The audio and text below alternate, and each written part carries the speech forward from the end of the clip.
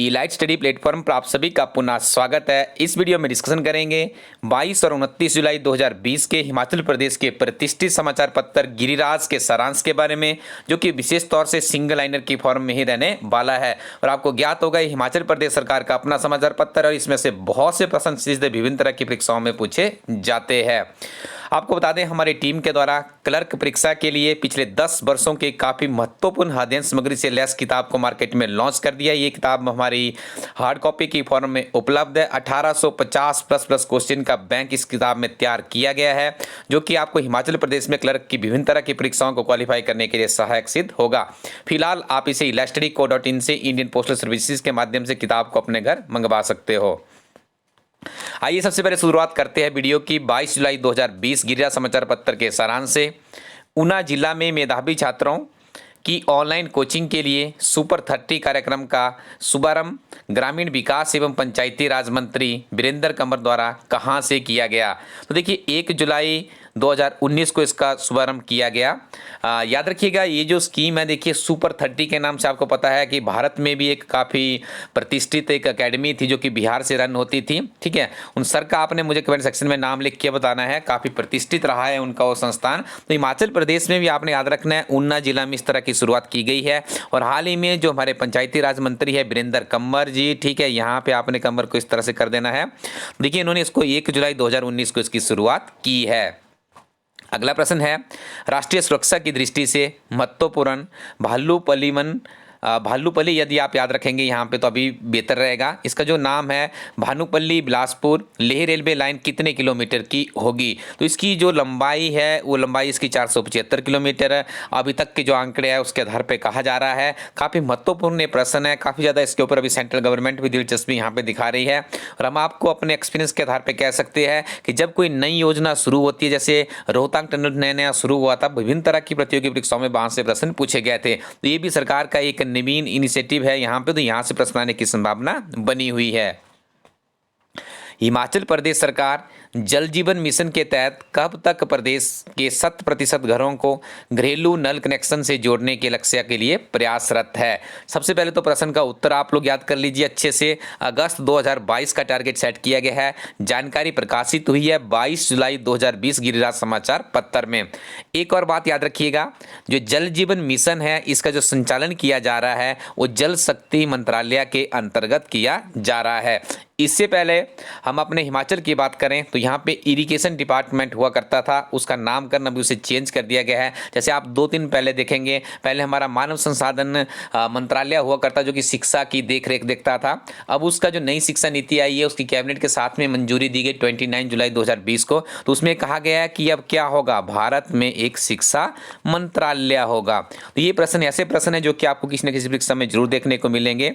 अब बात कर रहे थे हम जल जीवन मिशन के बारे में। तो आपको बता दिया कि जल जीवन मिशन किससे जुड़ा हुआ है? जल शक्ति विभाग से जुड़ा हुआ है। और हिमाचल प्रदेश भी चाहता है कि अगस्त 2022 तक हमारे जितने भी घर है वहां पे नल के माध्यम से जल पहुंचाया जाएगा। केंद्र सरकार इस मिशन के लिए 2025 तक प्रयासरत है, इसको भी याद रखिएगा। हिमाचल प्रदेश में जो वर्तमान में जल शक्ति विभाग मंत्री है उनका नाम है श्री महेंद्र सिंह ठाकुर।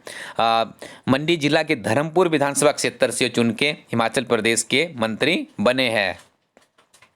हिमाचल प्रदेश सरकार को जल शक्ति मिशन के लिए केंद्र सरकार से कितनी आर्थिक सहायता प्राप्त होगी? देखिए इसके लिए फंडिंग भी सेंट्रल गवर्नमेंट से आएगी। और अमाउंट देखिए आप यहाँ पे 4300 करोड़ रुपए का अमाउंट है।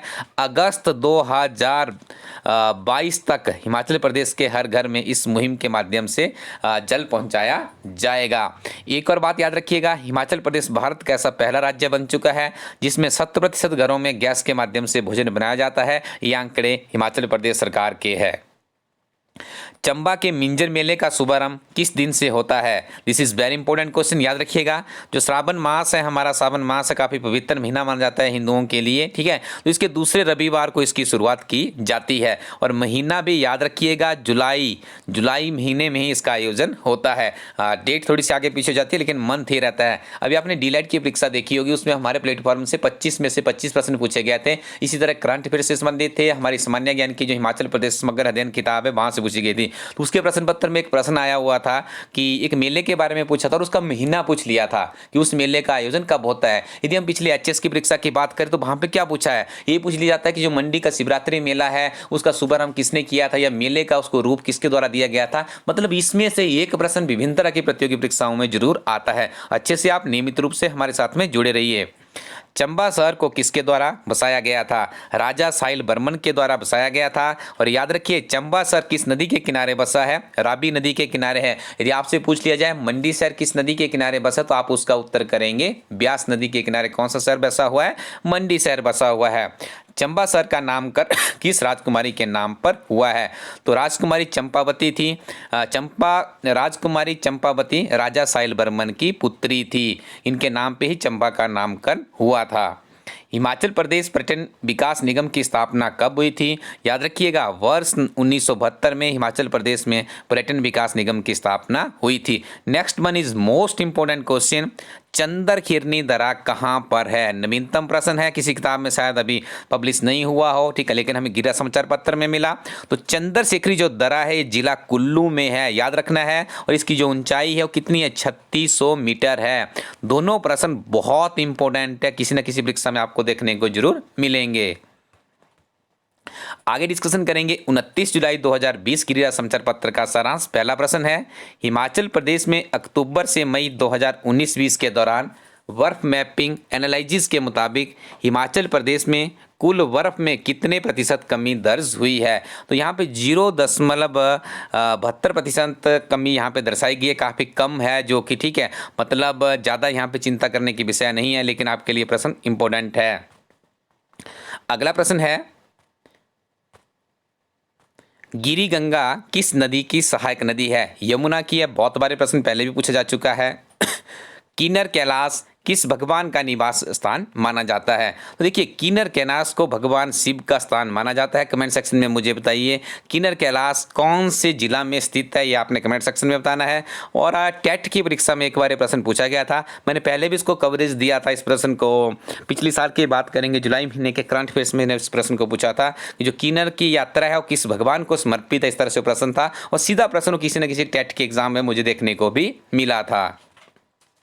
हिमाचल प्रदेश विश्वविद्यालय को किसके द्वारा शोध केंद्र बनाए जाने की मांग की गई है, देखिए राज्यपाल है हमारे बंडारू दत्तात्रेय जी, उनके द्वारा ये मांग की गई है। अब आपको ये समझा देता हूँ कि शोध केंद्र बनाने की आवश्यकता क्यों है। देखिए जब तक रिसर्च नहीं की जाती है तब तक विभिन्न तरह की समस्याएं मानव जीवन पे हावी होती रहती है। जैसे उदाहरण के तौर में आपको बता दूं, आजकल कोविड-19 पैंडेमिक चल रहा है, तो देखिए पिछला जो पैंडेमिक आया था कम से कम 100 वर्ष पहले ही आया होगा, ठीक है, तो उतने उसके बीच में देखिए कितना हमारे हेल्थ सेक्टर के ऊपर ध्यान दिया गया, बहुत कम ध्यान दिया गया। यदि उसके ऊपर शोध किए होते, एक सही रूप से रणनीति बनाई होती, या अभी अभी जैसे आपको एक समसामयिक मुद्दे के ऊपर बात करते हैं, पर्यावरण हमारा कितना बिगड़ रहा है।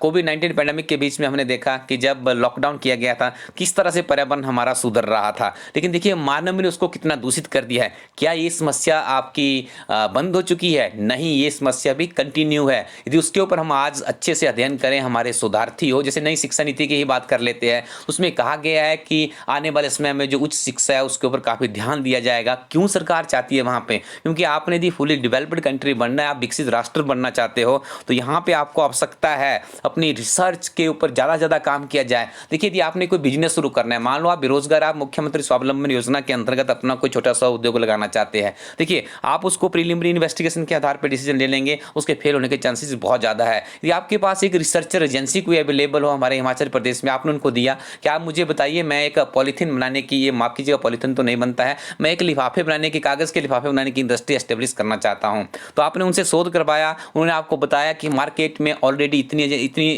जो इसकी मैन्युफैक्चरिंग यूनिट्स है इतनी स्थापित है, इतनी इसकी डिमांड्स है, यहाँ पे इस सेक्टर में यदि आप इस तरह का बनाएंगे, क्वालिटी कंटेंट्स उनका ही है, तो आपको एक ओवरऑल विजन मिल जाता है, जिससे क्या होता है आपको सक्सेस पाने में बहुत ही ज्यादा सहायता मिलती है। तो यहाँ पे देखिए शोध केंद्र के लिए बहुत बड़ी बात इन्होंने कही है, मुझे बहुत अच्छा लगा। मैंने उनका पूरा यूनिवर्सिटी के जब संक्षिप्त सा उनका आई थिंक चल रहा था प्रोग्राम, उसका भी कुछ क्लिप्स फेसबुक पे देखे थे, न्यूज़पेपर में भी पढ़ा, तो काफ़ी ज़्यादा आवश्यकता है। और हमारे भारत में भी शोध के ऊपर बहुत ही कम ध्यान दिया जाता है, यही कारण है कि हमारा देश टेक्नोलॉजी के क्षेत्र में इतना पावरफुल नहीं बन पा रहा है।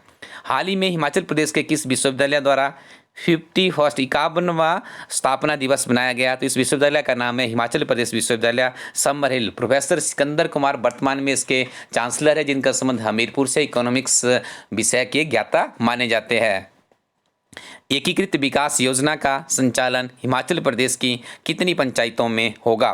428 ग्राम पंचायतों में इसका संचालन होगा और इसके लिए करीब 700 करोड़ रुपए खर्च किए जाएंगे। इस परियोजना का कार्य को पूरा करने के लिए 2024-25 तक की अवधि निर्धारित की गई है। यह परियोजना हिमाचल प्रदेश के 10 जिलों में संचालित होगी। देखिए कितनी जानकारी आपको इस प्रश्न में मिल गई। इस तरह के प्रश्न विशेष तौर से एंटी अलाइड सर्विसेज की परीक्षा में पूछने की प्रथा है, जो हमारा अनुभव अभी तक बताता है। यदि आप इस प्रश्न को अच्छे से पढ़ लेंगे तो आपके 3 और 4 प्रश्न आपके और क्लियर हो जाएंगे। तो ये आप इतना विश्वास रखिए कि ये जो अध्ययन सामग्री है काफ़ी महत्वपूर्ण अध्ययन सामग्री है। हिमाचल प्रदेश में सबसे कम बारिश कहाँ पर होती है? ये प्रश्न भी आई थिंक एचपी बोर्ड वालों का बड़ा फेवरेट प्रश्न बना हुआ। किसी एग्जाम में प्रश्न भी मैंने देखा था। हिमाचल प्रदेश आई थिंक पिछली बार जो डीलेड का टेस्ट हुआ था उसमें प्रश्न आया हुआ था। ठीक है, तो देखिए ये प्रश्न वही है कि हिमाचल प्रदेश में सबसे जो कम बारिश है वो कहाँ पर होती है? तो सबसे कम बारिश होती है हमारे स्पीति में। कमेंट सेक्शन में बताइएगा हिमाचल प्रदेश में सबसे ज़्यादा बारिश कहाँ होती है। काफ़ी फेमस स्थान है, इतना मैं आपको हिंट यहाँ पे दे रहा हूँ। मंडी नगर में ब्यास नदी पर राजा विजय सेन कीजिएगा यहाँ पे, विजय सेन द्वारा विक्टोरिया पुल का निर्माण किस वर्ष कराया था? ठीक है, विक्टोरिया ब्रिज काफ़ी फेमस ब्रिज है मंडी में। अभी इसका आवागमन वहाँ पे बंद कर दिया गया क्योंकि उसके बगल में ही एक नया ब्रिज बना दिया गया है। काफ़ी लंबे समय के बाद बात करेंगे। देखिए 1877 से ये ब्रिज मानवता और माल भाड़े के ऊपर काफ़ी ज़्यादा इसके ऊपर डिपेंडेंसी थी। अब इसे थोड़ी सी राहत मिली है। ये प्रश्न भी पूछा जा सकता है क्योंकि काफ़ी ज़्यादा सुर्खियों में रहा है। सीएम साहब ने जो नया इसके बगल में एक पुल बनाया मंडी में, उसका इनॉग्रेशन भी किया था। ठीक है, तो याद रखिएगा राजा विजय सेन के द्वारा इसे बनाया गया था। इस ब्रिज को 1877 से अभी तक ये चल रहा है। जल जीवन मिशन के कार्यान्वयन के लिए देश भर में कौन सा राज्य अव्वल रहा है? देखिए कितना बड़ा प्रश्न है और इसके लिए हमारा प्यारा हिमाचल प्रदेश इसमें अव्वल रहा है। काफ़ी बड़ी बात है। पीछे में हमने 2 प्रश्न इसमें से पढ़ लिए। यहाँ पे करना है आपने कोरोना महामारी के प्रकोप के कारण हिमाचल प्रदेश शिक्षा विभाग द्वारा किस मुहिम के तहत प्रदेश के समस्त स्कूलों को सुबह 10 बजे से लेकर 12 बजे तक पढ़ाई सुचारू करवाई जा रही है? तो हर घर बने पाठशाला कोविड-19 पैंडेमिक में सिखा दिया है कि आपको पढ़ना भी है, घर में भी रहना है, सुरक्षित भी रहना है, अपने सामाजिक दायित्वों का निर्वहन भी करना है और अपने बहुमूल्य समय को अपने करियर मेकर और नेशन के लिए जो आपका एफर्ट्स है उसके ऊपर भी आपने कंसंट्रेट करना है। तो आजकल हर घर बने पाठशाला हिमाचल प्रदेश के स्कूली बच्चों के लिए प्रदेश सरकार की एक मुहिम चलाई जा रही है। आपको अवगत करवा दूं हमारी टीम के द्वारा 2 किताबों का प्रकाशन लार्ज स्केल पे किया, जिसमें हिमाचल प्रदेश एक समग्र अध्ययन किताब है। इस किताब में हिमाचल प्रदेश के करीब 10,000 प्रश्नों का एक क्वेश्चन बैंक तैयार किया गया है, जो कि विभिन्न तरह की प्रतियोगी परीक्षाओं के लिए बहुत इंपॉर्टेंट है। दूसरी तरफ आप एक अर्धवार्षिक विशेषांक पत्रिका देख रहे हैं। इस पत्रिका की सबसे बड़ी विशेषता है एक ही पत्रिका में आपको मिलता है हिमाचल प्रदेश के डे टू डे के डेट के साथ अति उत्कृष्ट करंट अफेयर्स, 6 महीने का गिरिजा समाचार पत्र का सारांश, राष्ट्रीय तथा अंतर्राष्ट्रीय समाचार जितनी भी घटनाएं हैं उसका स्टिक सारांश, विभिन्न तरह की पत्रिकाओं का सारांश, उसके बाद एब्रीविएशंस और उसके बाद महत्वपूर्ण दिन।